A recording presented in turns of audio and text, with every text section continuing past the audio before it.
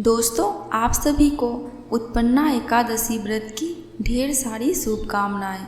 आज की वीडियो में जानेंगे 2023 में मार्गशीर्ष मास में उत्पन्ना एकादशी व्रत कब है, पूजा का शुभ मुहूर्त, व्रत पारण का समय और उत्पन्ना एकादशी व्रत की कथा।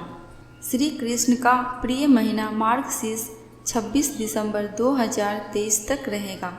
इस दौरान कई व्रत त्यौहार आएंगे जो भगवान विष्णु को समर्पित है। इन्हीं में से एक है मार्गशीर्ष माह की उत्पन्ना एकादशी। धर्म ग्रंथों के अनुसार उत्पन्ना एकादशी से ही एकादशी व्रत रखने की शुरुआत हुई थी, इसलिए इसका विशेष महत्व है। इस व्रत के प्रताप से व्यक्ति समस्त सांसारिक सुख भोग कर मोक्ष को प्राप्त होता है, उसके सारे कष्ट मिट जाते हैं। जो लोग एकादशी का व्रत प्रारंभ करना चाहते हैं उनके लिए उत्पन्ना एकादशी बहुत पुण्य फलदायी है। हिंदू पंचांग के अनुसार मार्गशीर्ष माह की उत्पन्ना एकादशी तिथि की शुरुआत 8 दिसंबर 2023 को सुबह 5:06 पर हो रही है और इसका समापन 9 दिसंबर 2023 को सुबह 6:31 पर होगा। एकादशी का व्रत उदया तिथि के अनुसार किया जाता है। वहीं जब एकादशी तिथि 2 दिन पड़ रही हो तो ऐसे में गृहस्थ जीवन वालों को पहले दिन एकादशी व्रत करना चाहिए। उत्पन्ना एकादशी भी 8 दिसंबर 2023 को रखा जाएगा। 9 दिसंबर 2023 को वैष्णव संप्रदाय के लोग उत्पन्ना एकादशी का व्रत करेंगे। वैष्णव संप्रदाय की पूजा पाठ के नियम अलग है। दूजी एकादशी यानी वैष्णव एकादशी के दिन सन्यासियों संतों को एकादशी का व्रत करना चाहिए। उत्पन्ना एकादशी 2023 व्रत पारण समय।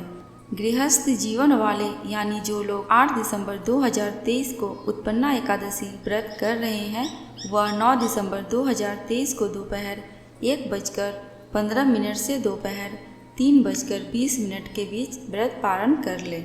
वहीं वैष्णव संप्रदाय के लोग 10 दिसंबर 2023 को सुबह 7:02 से सुबह 7:13 के बीच उत्पन्ना एकादशी का व्रत पारण कर सकते हैं। मार्गशीर्ष माह के कृष्ण पक्ष की एकादशी तिथि के दिन ही माता एकादशी की उत्पत्ति हुई थी। इस दिन देवी एकादशी श्री हरि विष्णु के अंश से जन्मी थी और उन्होंने मूर नामक राक्षस का संहार किया था। यह व्रत साधक की तमाम मनोकामना को पूर्ण करता है।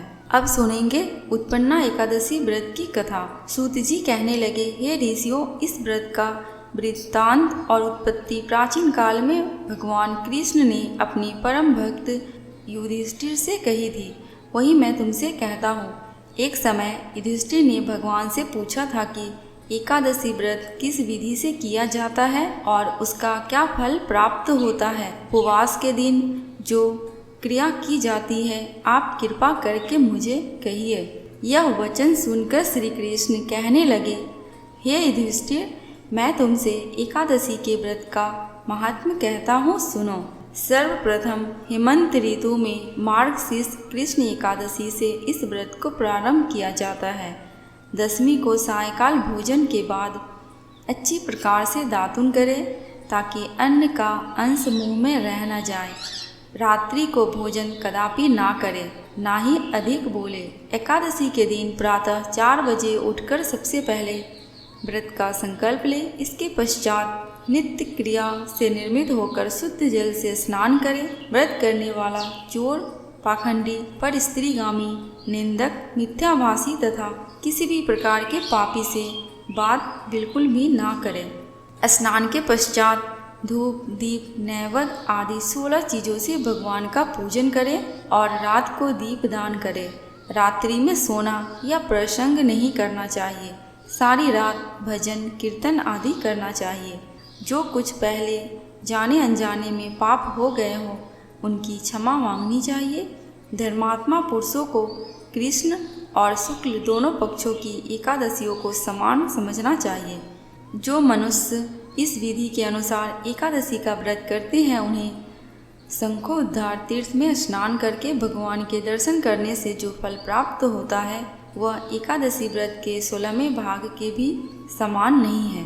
व्यतिपात के दिन दान देने का लाख गुना फल प्राप्त होता है।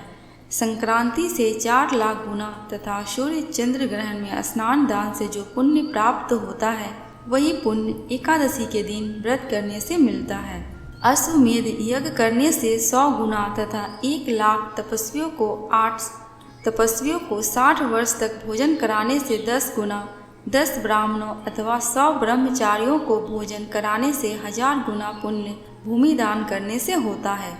उससे 1000 गुना पुण्य कन्यादान से प्राप्त होता है। इससे भी 10 गुना पुण्य विद्या दान करने से होता है। विद्या दान से 10 गुना पुण्य भूखे को भोजन कराने से होता है। अन्य दान के समान इस संसार में कोई ऐसा कार्य नहीं है जिससे देवता और पितर दोनों तृप्त होते हों, परंतु एकादशी के व्रत का पुण्य सबसे अधिक होता है। 1000 यज्ञों में से भी अधिक इसका फल प्राप्त होता है। इस व्रत का प्रभाव देवताओं को भी दुर्लभ है। रात्रि को भोजन करने वाले को उपवास का आधा फल मिलता है और दिन में एक बार भोजन करने को भी आधा ही फल प्राप्त होता है, जबकि निर्जल व्रत रखने वाले का महात्म्य तो देवता भी वर्णन नहीं कर सकते। युधिष्ठिर कहने लगे कि हे भगवान, आपने हजारों यज्ञ और लाख गौदान को भी एकादशी व्रत के बराबर नहीं बताया।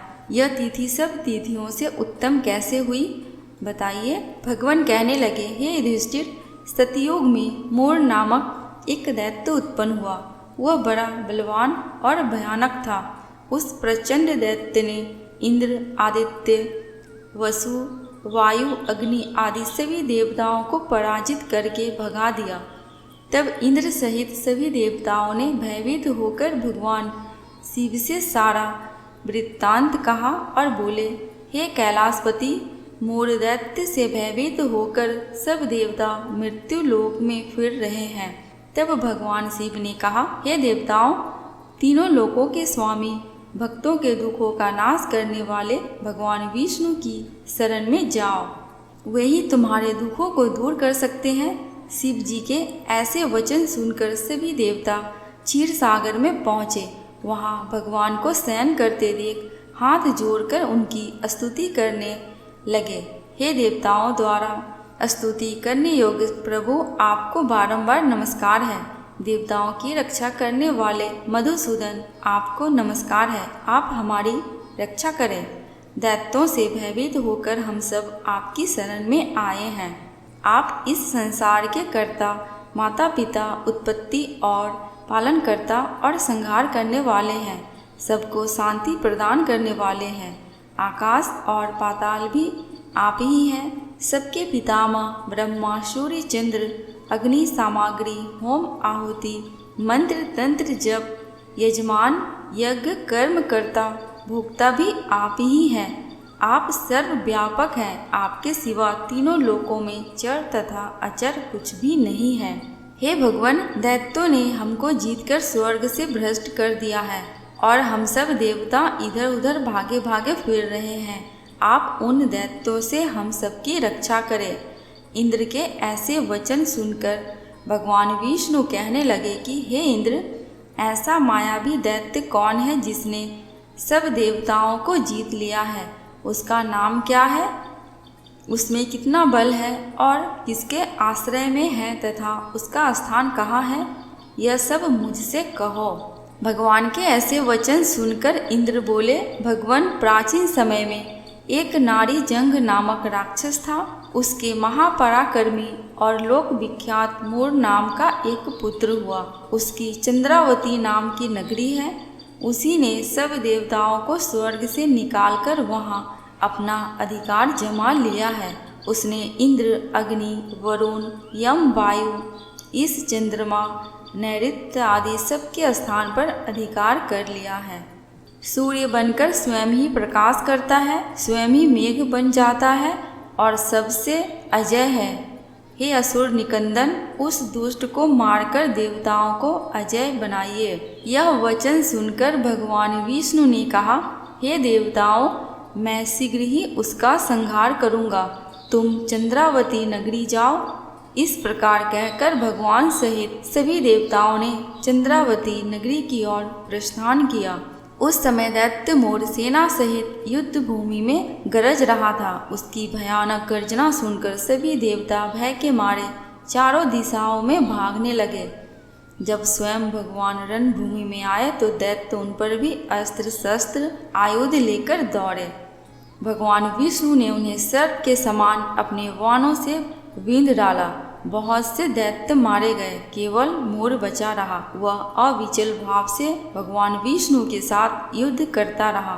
भगवान जो भी तीक्ष्ण बाण चलाते वह उसके लिए पुष्प सिद्ध होता। उसका शरीर छिन्न भिन्न हो गया, किंतु वह लगातार युद्ध करता रहा। दोनों के बीच मल्ल युद्ध भी हुआ। 10,000 वर्ष तक उनका युद्ध चलता रहा, किंतु मोर नहीं हारा। थक कर भगवान बद्रिका आश्रम चले गए। वहाँ हेमवती नामक सुंदर गुफा थी। उसमें विश्राम करने के लिए भगवान उसके अंदर प्रवेश कर गए। यह गुफा 12 योजन लंबी थी और उसका एक ही द्वार था। विष्णु भगवान वहाँ योग निद्रा की गोद में सो गए। मोर भी पीछे पीछे आ गया और भगवान को सोया देखकर मारने को उद्यत हुआ। तभी भगवान के शरीर से उज्ज्वल कांतिमय रूप वाली देवी प्रकट हुई। देवी ने राक्षस मोर को ललकारा, युद्ध किया और उसे तत्काल मौत के घाट उतार दिया। श्री हरि जब योग निद्रा की गोद से उठे तो सब बातों को जानकर उस देवी से कहा कि आपका जन्म एकादशी के दिन हुआ है, अतः आप उत्पन्ना एकादशी के नाम से पूजित होंगी। आपके भक्त वही होंगे जो मेरे भक्त हैं। कथा समाप्त। दोस्तों, कमेंट बॉक्स में एकादशी माता एवं भगवान विष्णु की जयकारा लगाना बिल्कुल भी मत भूलना। आपको मेरे चैनल पे व्रत त्योहारों की जानकारियाँ एवं उनसे जुड़ी कथा कहानियाँ मिलती रहेंगी। अगर आपको ये वीडियो थोड़ी सी भी अच्छी लगी हो तो प्लीज़ मेरे चैनल को सब्सक्राइब करके मेरी वीडियो को लाइक एंड शेयर कर देना। अंत तक वीडियो में बने रहने के लिए आपका दिल से बहुत बहुत शुक्रिया।